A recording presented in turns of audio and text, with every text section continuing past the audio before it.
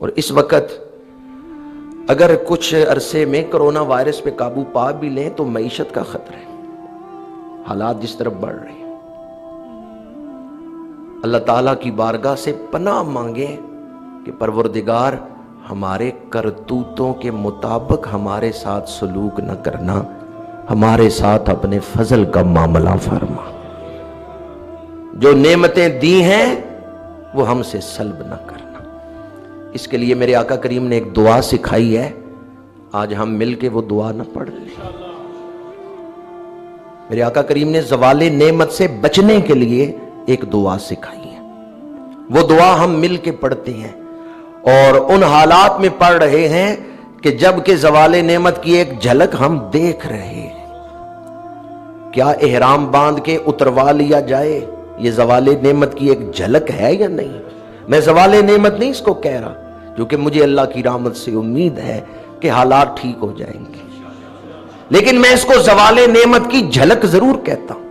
احرام باندھے ہوئے ہیں، اتروا لیے گئے، یہ زوال نعمت کی ایک جھلک ضرور ہے۔ اس لیے آئیں اللہ کی بارگاہ میں توبہ کریں اور یہ عرض کریں پروردگار جو نعمتیں دی ہیں ان میں اضافہ کرنا، وہ نعمتیں سلب نہ کرنا۔ اور یہ دعا اللہ کے نبی نے سکھائی ہے جو ہم اس وقت پڑھیں گے، نہ صرف اپنی طرف سے بلکہ پوری امت مسلمہ کی طرف سے پڑھیں۔ بسم اللہ الرحمن الرحیم۔ اللہم انی اعوذ بک من زوال نعمتک و تحول عافیتک و فجاءت نقمتک و فجاءت نقمتک و جمیع سخطک۔ اللہ تعالیٰ زبان رسالت میں آپ صلی اللہ علیہ وآلہ وسلم کا صدقہ ہماری یہ دعا قبول فرمائے اور ہمیں اپنی پناہ عطا فرمائے اور دائمی رحمتیں عطا فرمائے۔ ابھی تک میں نے ایک تجویز ہی آپ کے سامنے عرض کی ہے۔ ان حالات کے پیش نظر یہ ڈرنے کا وقت ہے، توبہ کرنے کا وقت ہے، خیر مانگنے کا وقت ہے، دعا کا وقت ہے۔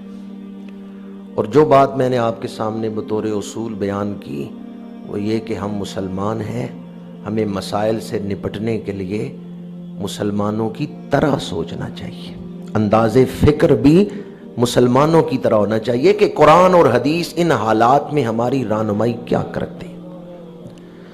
اگر ہم صرف غیر مسلموں کی طرح سوچیں اور ان والی تجاویز ہی اختیار کریں تو پھر مسلمان میں اور غیر مسلم میں فرق کیا رہے گا؟ اس وقت دو لوگ ہیں جو انتہاؤں میں مبتلا ہیں، یعنی افراط و تفریط میں مبتلا ہیں۔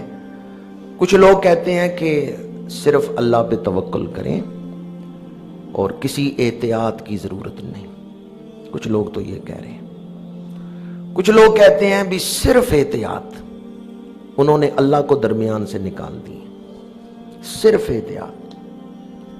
اسلام ہمیں اعتدال کا راستہ دکھاتا ہے، میانہ روی کا راستہ دکھاتا ہے۔ اللہ پہ توکل کرتے ہوئے احتیاط کرو، یہ درمیانی راستہ ہے، یہ میانہ روی ہے۔ میرے آقا کریم صلی اللہ علیہ وآلہ وسلم نے فرمایا اونٹ کا پیر باندھ کے پھر اللہ پہ توکل کرو۔ تو اسلام ہمیں میانہ روی کا راستہ دکھاتا ہے۔ اللہ پہ توکل ہے، لن یصیبنا الا ما کتب اللہ لنا، ہوگا وہی جو اللہ نے لکھ دی ہے، اللہ پہ توکل کریں۔ لیکن اسی رب نے ہمیں دوائی استعمال کرنے کا بھی حکم دیا، اسی نے قانون بنایا ہے، دعا بھی اور دوا بھی، احتیاط بھی۔ یہ میانہ روی ہے کہ آپ احتیاط اختیار کریں لیکن اللہ پر توکل کریں۔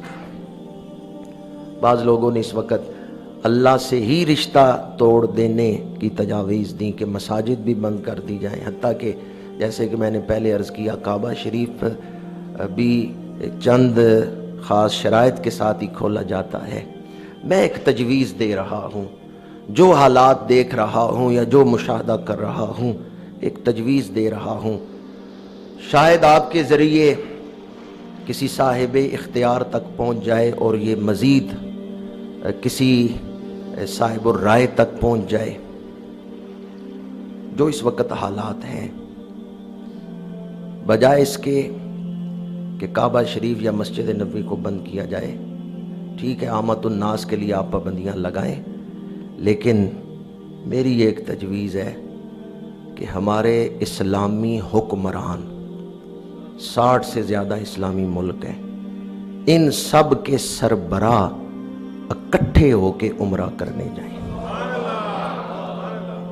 اور سب اکٹھے ہو کے کعبہ شریف کا طواف کریں، پوری دنیا میں یہ منظر دکھایا جائے کہ امت مسلمہ کے سربراہ کعبے کا طواف کر رہے ہیں، اور کعبے کا طواف کر کے پھر مقام ملتزم پہ کھڑے ہو کے رو کے معافی مانگے۔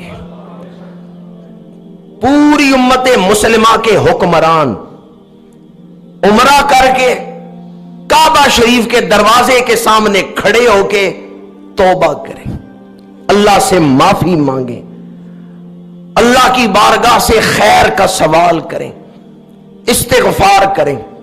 مکہ شریف میں عمرہ کر کے استغفار کر کے توبہ کر کے پھر اسی طرح یہ سارے اکٹھے ہو کے مدینہ منورہ حضور کے قدموں میں حاضر ہو جائیں۔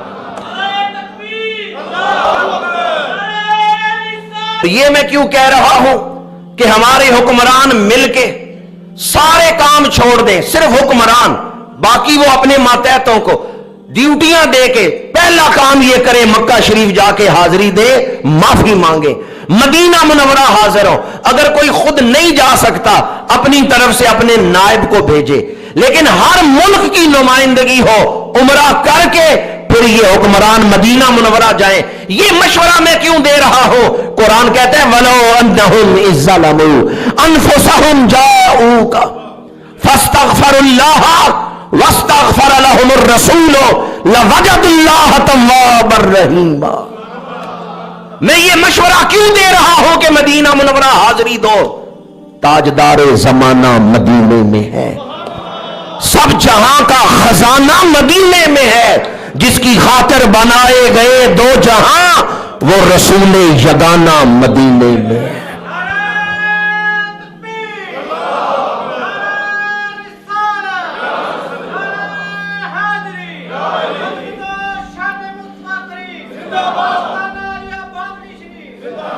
تاجدار زمانہ مدینے میں ہے، سب جہاں کا خزانہ مدینے میں ہے، جس کی خاطر بنائے گئے دو جہاں، وہ رسول یگانہ مدینے میں ہے۔ یہ حکمران مدینہ منورہ حاضر ہو، مسجد نبوی میں توبہ کے نوافل پڑھے، پھر اکٹھے ہو کے لائن بنا کے ہاتھ باندھ کے مجرموں کی طرح سر جھکا کے رسول اللہ کے سامنے پیش ہو، حضور سے معافی مانگے، یا رسول اللہ لقد بلغت الرسالۃ وأديت الأمانة ونصحت الأمة وكشفت الغمة ومحوت الظلمة بك توجهنا إلى ربنا في هذه الساعة۔ یا رسول اللہ آپ نے تو دین پہنچانے کا حق ادا کر دیا، آپ نے تو ظلمت کو کافور کر دیا، آپ نے تو اسلام کا نور انسانیت کو عطا کر دیا، ہم سے بھول ہوئی، ہم سے غلطی ہوئی، ہم اقرار جرم کرتے ہیں، آپ کے نام پر حکومتیں چلا رہے ہیں لیکن آپ کا حکم نہیں مان رہے، آپ کے نام پر، اسلام کے نام پر ہم نے ملک بنائے ہیں لیکن ہم آپ کا حکم نہیں مان رہے، ہم معافی مانگتے ہیں، حضور سے معافی کے خواستگار ہو۔ ہمارے حکمران اگر دروازے رسول پہ سر جھکا کے کھڑے ہوں، معافی کے خواستگار ہوں، خلق دیتی ہے دہائی مصطفیٰ یا مصطفیٰ، خلق دیتی ہے دہائی، خلق دیتی ہے دہائی۔ اچھا، جب قیامت کے دن بات نہیں بنے گی تو سارے کس کے دروازے پہ آئیں گے؟ ڈائریکٹ اللہ سے کیوں نہیں مانگ لیتے؟ اس دن نبی بھی کس کا دروازہ دکھائیں گے؟ حضرت موسیٰ، حضرت عیسیٰ، حضرت خلیل اللہ، سارے کس کے دروازے پہ آئیں گے؟ اللہ کو راضی کرنے آ جاؤ دروازے مصطفیٰ پر، اللہ کی بارگاہ سے رحمت کا سوال کرنا ہے تو رحمت للعالمین کے دروازے پہ آ کے کرو. ہم وہاں نہیں حاضر ہو سکتے, یہاں سے دہائی تو دے سکتے ہیں. خلق دیتی ہے دہائی مصطفیٰ یا مصطفیٰ, خلق دیتی ہے دہائی, کرب سے اب ہو رہائی, دکھ سے اب ہو رہائی. خلق دیتی ہے دہائی مصطفیٰ یا مصطفیٰ, کرب سے اب ہو رہائی مصطفیٰ یا مصطفیٰ. گردش ایام کے ہاتھوں صدا دینے لگے میرے زخم نارسائی.